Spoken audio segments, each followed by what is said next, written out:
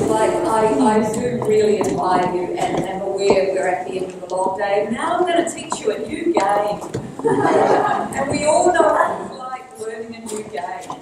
There's that kind of vaguely disorienting sense of what's going on here. So hopefully you can just let the rules float over you.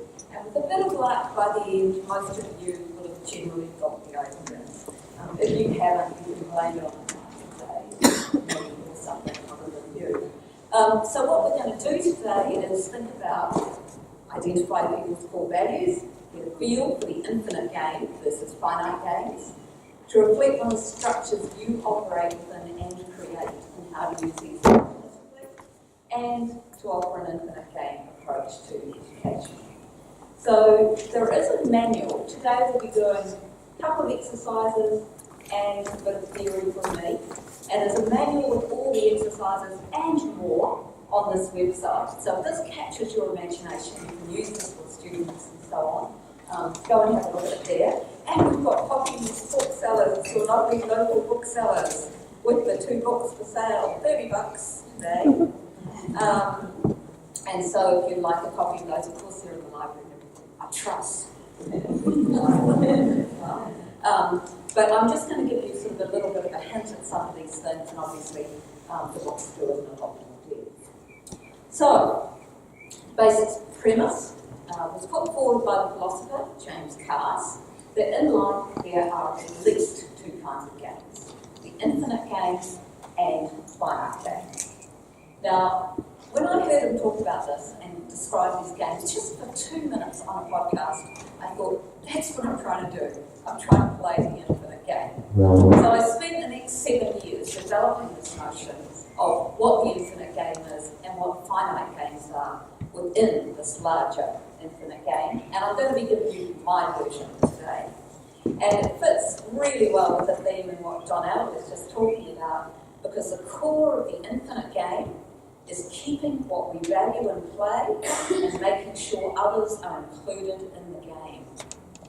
The core of finite games is those structures, bureaucracies, goals, and very, very often competitions by which we organise ourselves. So like I said, there's a few rules, and what I'm going to do first is just read through some paired statements that tease out and try to kind of push apart these 2 kinds of games. And as I'm going through these, just kind of let them sit with you and see if they resonate with some of the things in your lives and at the university and in your teaching. These fall into categories of overarching principles: people, setting, knowledge, and time. The purpose of the infinite game is to continue to play. The purpose of the finite game is to win. The infinite game is played with that which we value for its own sake. Finite games are played with the values relevant to the game at hand. The infinite game includes finite games. Finite games makes this outside the infinite game. The infinite game invites others in. Finite games include only select people. Infinite players relate to the humanity in each other. In finite games, others are allies, pawns, spectators, or competitors. The infinite game may provide a deep sense of connection with others. In finite games, victory may be joyful, but must be guarded. In the infinite game, any single player is not needed and cannot finish the game. In finite games, each player must be alert to relax is dangerous. The infinite game is an open network in which everything is interconnected. Finite games are discrete clusters that may expand or replicate. The infinite game tends towards diversity. Finite games tend towards sameness. Infinite players are in awe of life in all its forms. Finite players attempt to control the life forms programmed to the game. The infinite game reaches towards horizons that shift as the players shift. Finite games are within boundaries that contain the vision. The infinite game seeks and responds to knowledge of the world. Winners of finite games claim knowledge of the world which may be treated as truth. Infinite players attempt to understand themselves. Finite players attempt to train themselves.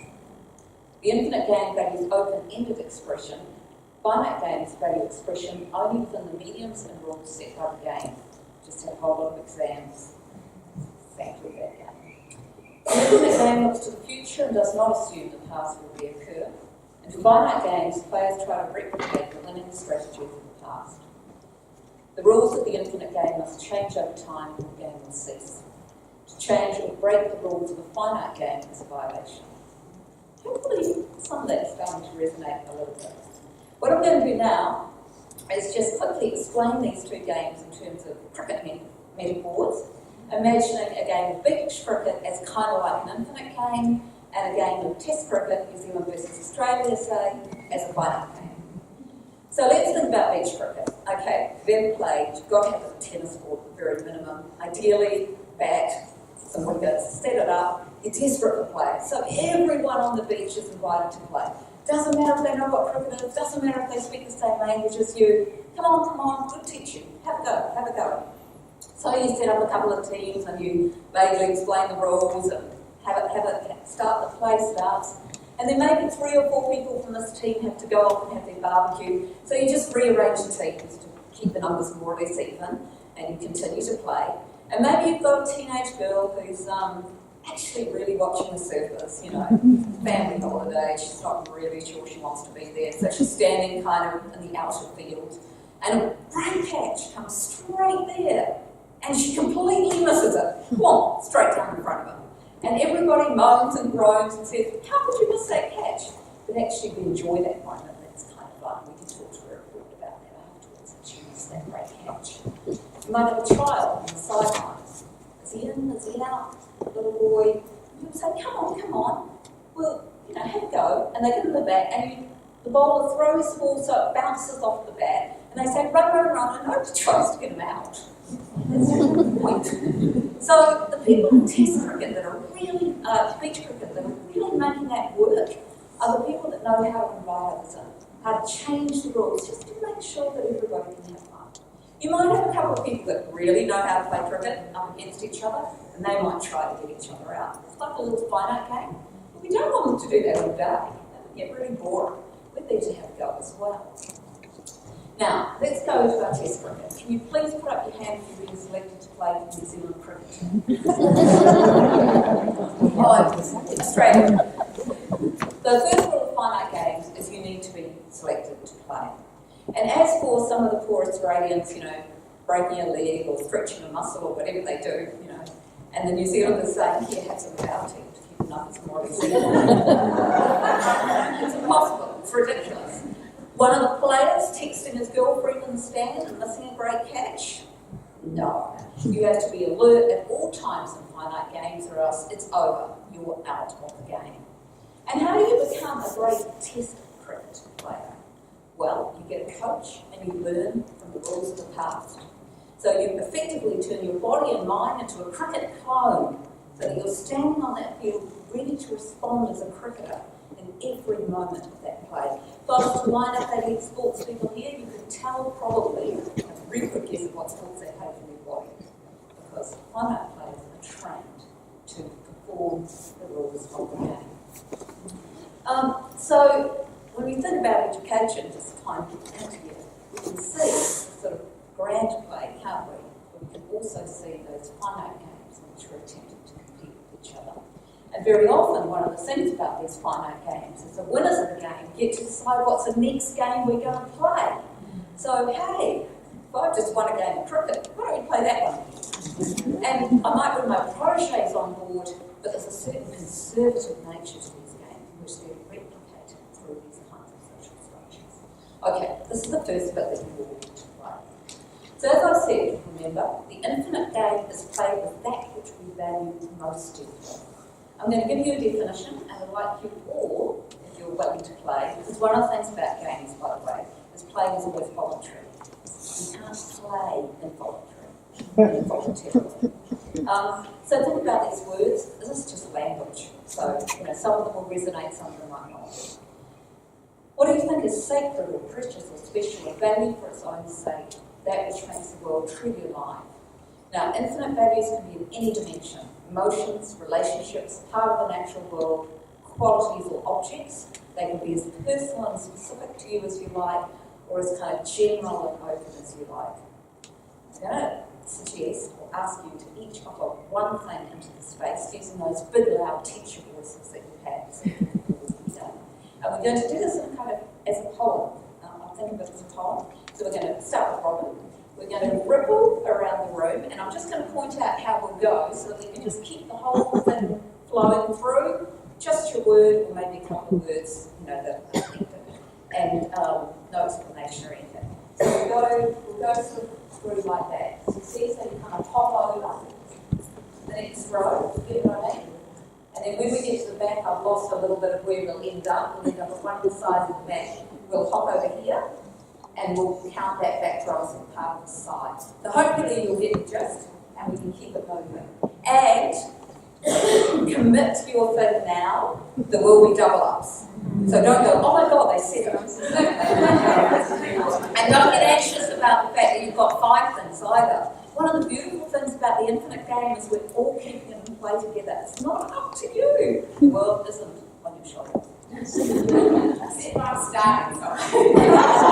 Kindness, curiosity, music, respect, empathy,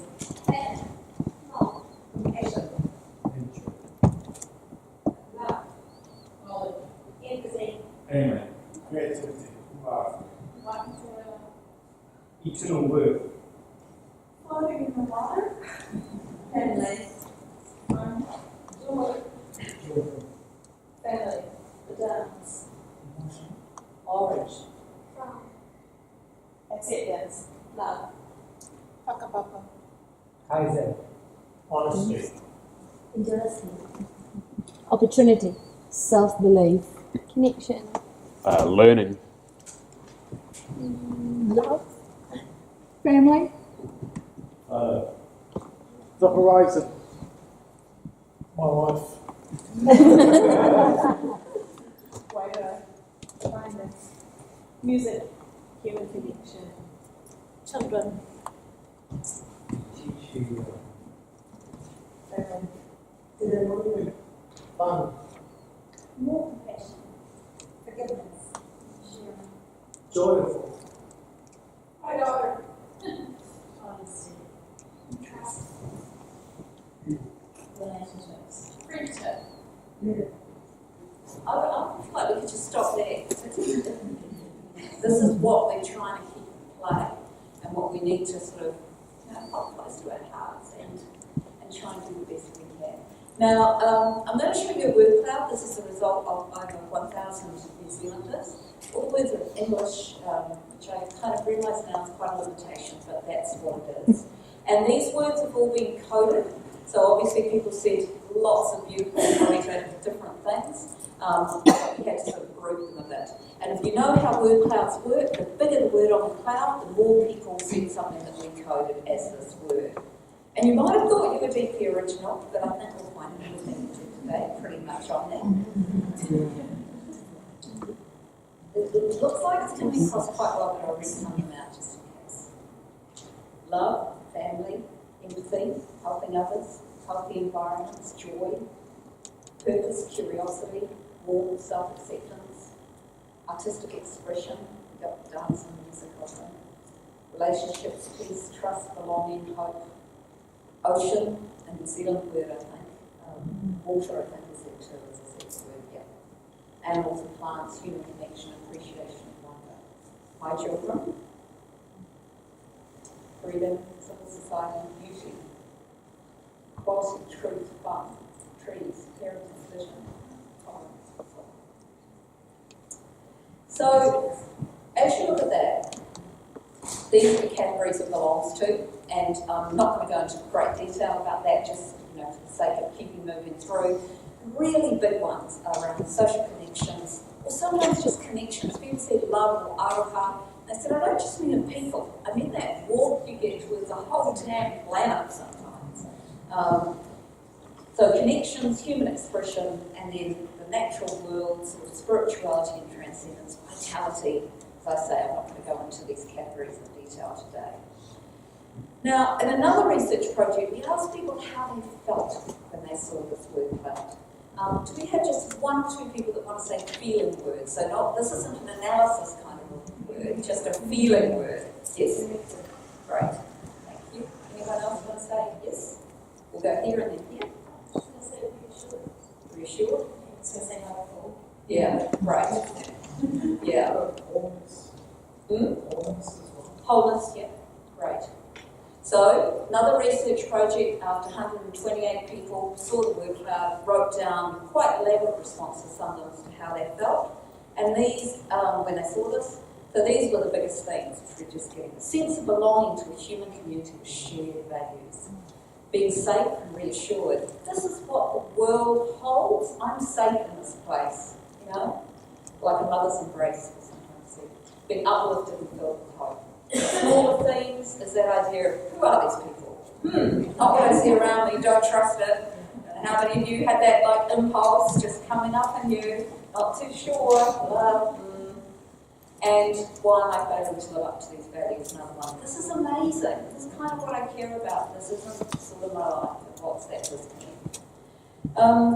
So what I want to suggest is that this is a tale of joy. These values are a tale of joy. In a sense, the infinite game is a tale of joy for two reasons. We feel good, and secondly, that it actually allows us to work with other people for the common good. And that's what I'll get into in a second. Now, remember finite games. They're played with that which is a finite value. So unlike infinite values, which is sort of in the depths of us and about what we think is really essential to life on this planet, you know, that the beauty and the joy and the sort of sheer vitality of it. Finite values are a value because of what they signify or enable. They stand for something. They might be a value because a group of people deem them so. The society says, this is a value, folks. You know, the University of Waikato tells you, this is a value. You don't see it, so you kind of do. Again, in any dimension, emotions, relationships, part of the natural world, qualities or objects. Now, just for the sake of time, I'm actually just going to ask if there's 2 or 3 people that just off the top of their heads have something they think fits this definition and would like to offer it. Anyone like to offer something? Yes. An outcome? Money. Money. Wedding. Job titles, promotions. Yeah. Yeah. Yeah. There's one. Fame. Qualification. Qualifications. Anyone want to guess what the big word in the middle is?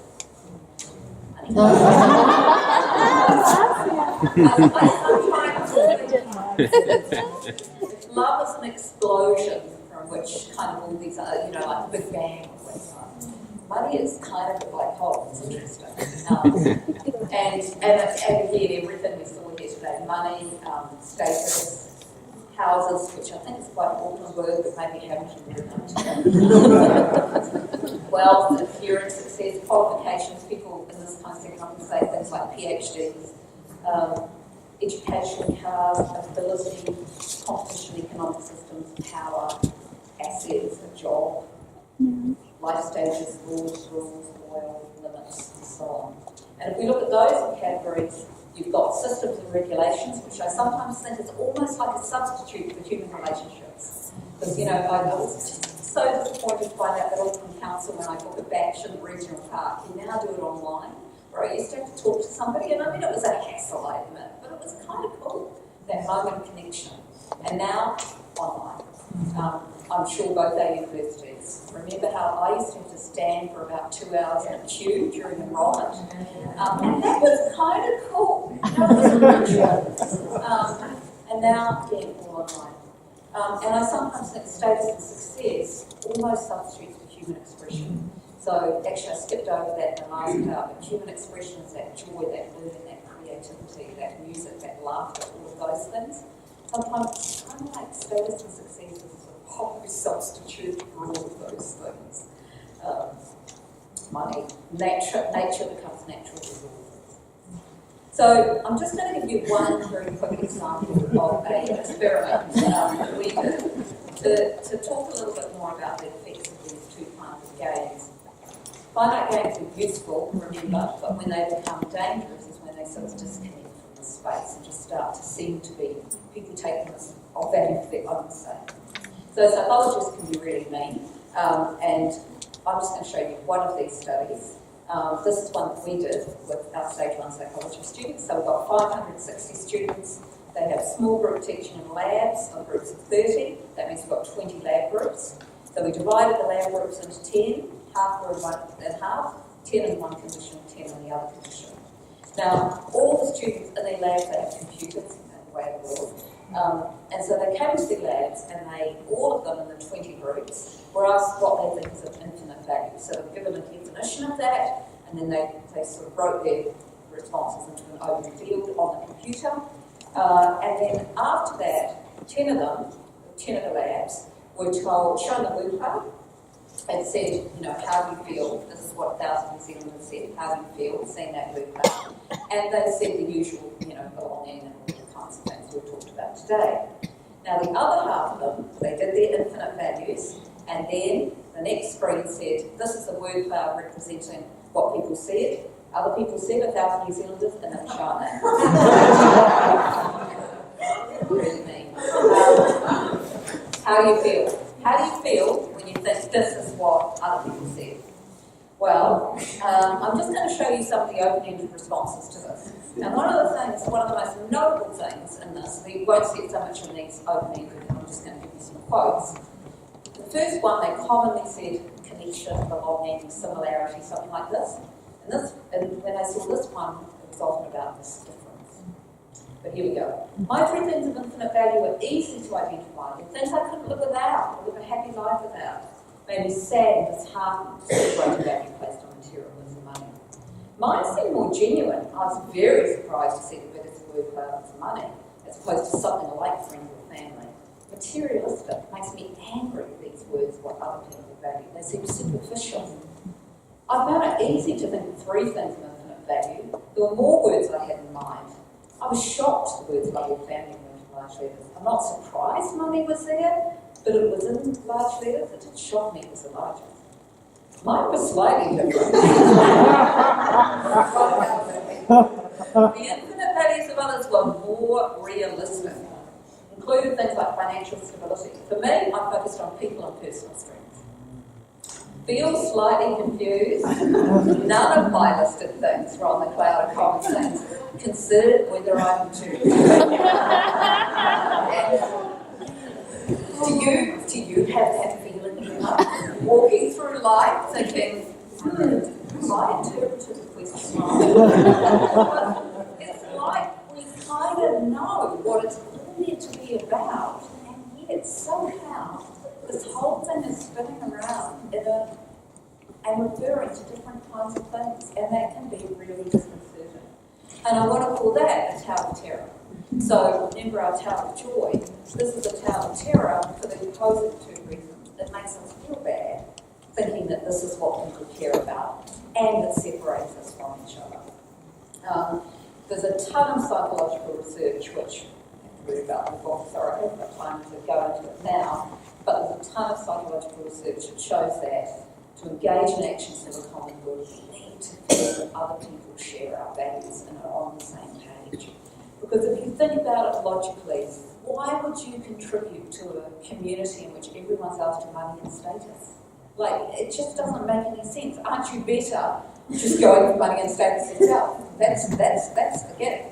So this is an incredibly important thing, I think, that we sort of overlook the importance of this in terms of our the way we think about things. So I'm just going to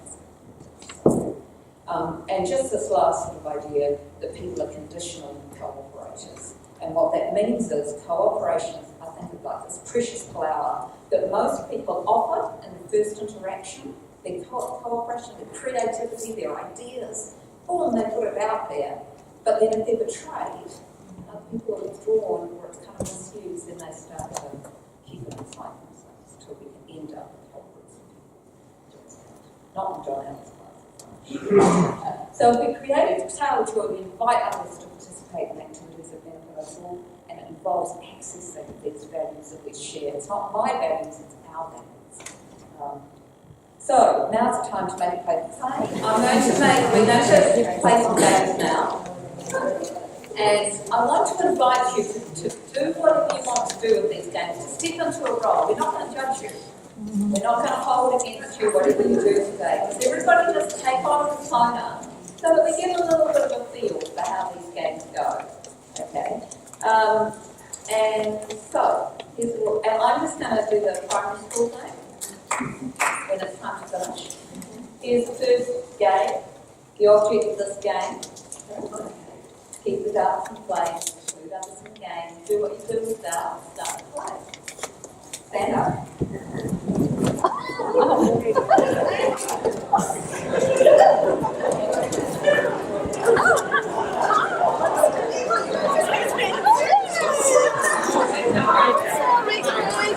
It's all right.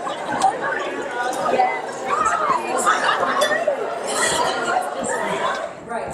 Okay. Now, look at the rules of game number 2. The object of this game is to win. The winner is the person with the most darts. You may not grab, you may not manufacture new darts, you may not grab darts. Brenda's already out. I think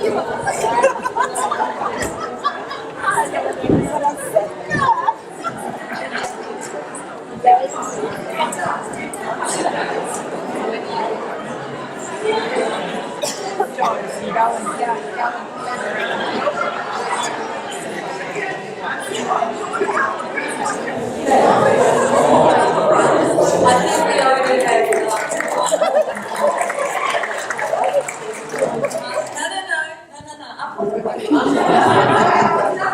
Now, as we all know, it's not so much the kind of monetary value of the prize, it's the fact that it sees you in the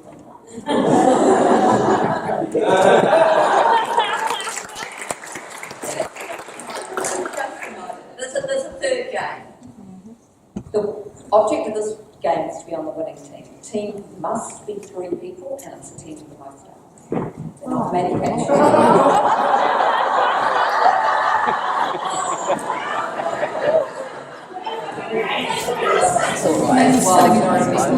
Yeah, it is hard, but settle people. Not confusing in the middle. When you're playing a finite game, you have to stick to the rules. No. I'm the judge. How many is this again? 32? 18. Oh. Up here. So close.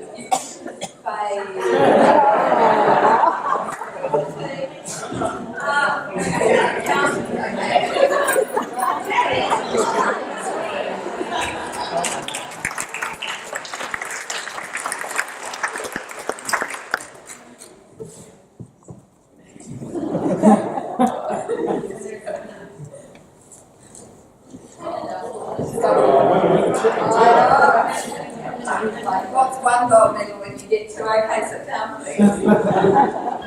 Okay, got 5 on the square. Okay. No.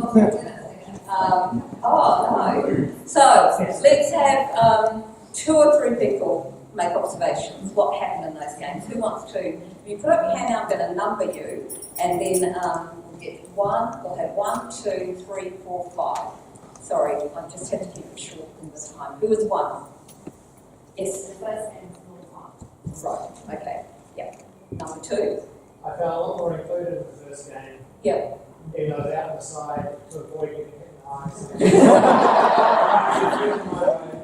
Even on the peripheries.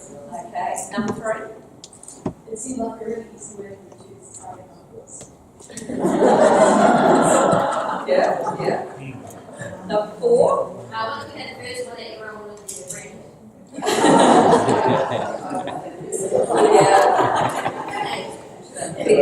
The emotional and attention, the sexual attention shifts. Was that number 4? Yeah, number 5. Just stop participating after the first game. Yeah. Because. Well, it just wasn't inclusive because the way you set up the rules, I actually gave my money away. Yeah. Yeah. Okay, we'll have 3 more comments. So somebody, yes, 1, 2, 3. Okay, 4 more comments. Okay, 1.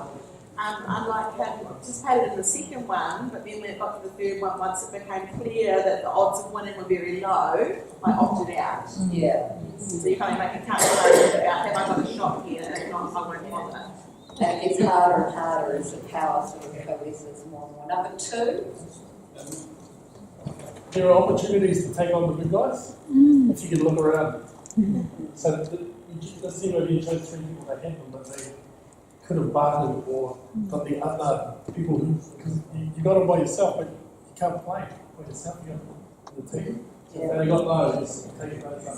They might take on the big guys. it's interesting how there's a sort of theoretical sense in which you could mount a revolution.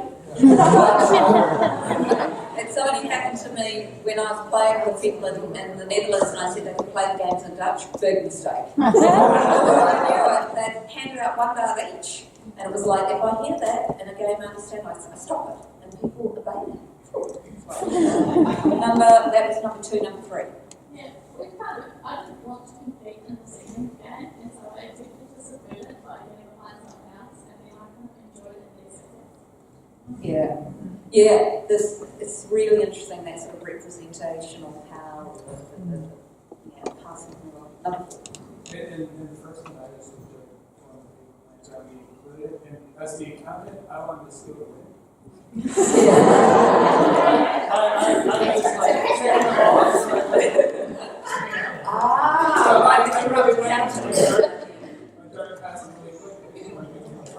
Yeah. I mean, having done this so many times, the first game always looks the same in the sense of, this one of the things nobody's mentioned specifically is you're paying attention to the darts too. I often think that's analogous to nature. That's like the beauty and the craftsmanship in the darts. You notice that in the first game. Second 2 games, that's all gone. It's numbers. Anyone who's got another numbers game at the university? What the intrinsic value of those things has become disappeared in our attempts to play together. And the second 2 games just turn out differently so often. And if you do it in a lecture theatre, one of the things that happens is all the darts come to the front. So your winners are just sort of through geography, all that kind of stuff. Anyway, the hold finite games like we have to play these finite games because they're the nature of the thing. They're the way in which we structure our human lives, but they're always meant to be in service of this bigger game. And they can distract from the infinite game. They're not just neutral and useful. Sometimes I don't advise going straight to those things like money and status and power and all of those kinds of things we very often talk about. We start with that infinite sphere and then we move on as we have to structure these other things around it. Remember, when you win a finite game, someone else loses. And many of us feel that. In these university games, when it's congratulations to whoever got Marsden's or whatever it is. There are a lot of losers there too. Probably are one of them in the sense that most people lose. And it's hard sometimes to hold that joy with absolute pride when you know that it comes at the price of others. So very quickly, just in 2 minutes, what might this mean for education? Ask yourself, does the person need to change or the game need to change? It's the oldest question in education, really. Will this choice keep infinite values in play? Live uncomfortably with hypocrisy, because I'm so often talking with people in the sustainability space. Hypocrisy is inevitable. I drove my car to Hamilton today. All of that kind of stuff, and I like the discomfort of it, because you try your best, you accept that some of the things you're doing are, directly problematic, buying clothes from people on low wages, all of that kind of stuff. Allocating marks. I now hate allocating marks. I just, this is great. I love your ideas. Big plus. Actually quite brutal at the council. Like the whole picking winners, I've done a blog about if you want to read about school prize givings. I mean, everybody's got a sad story about school prize givings. In fact, it's amazing how I can say that and a few people here will think, oh yeah, I just why do we even have those, perpetuating academic models? We do all this stuff and we have to do all this stuff because partly because we're not as imaginative as we could be, but partly because it's the thing around us. But subversion, subvert whenever you can. Hope the students behave, to not behave as you expect, and notice when they behave as you don't expect. Beware of the trickster. Sorry, you'll have to read the book to find out about the trickster. Then that's not me trying to save you the book. It's running out of time. And there's just a little hint of what the trickster kind of whispers in your ear to try and distract you from the infinite game. And practice what I think of as radical cooperation, the opposite of sort of competition and structures and in fact the sort of compliance with the structures isn't some kind of wishy-washy cooperation. It's self-expression as well as sort of given generously into the space, and that's what I call in radical cooperation. And I know the time's finished, so and that's just my email. Right? Yes. Thank you.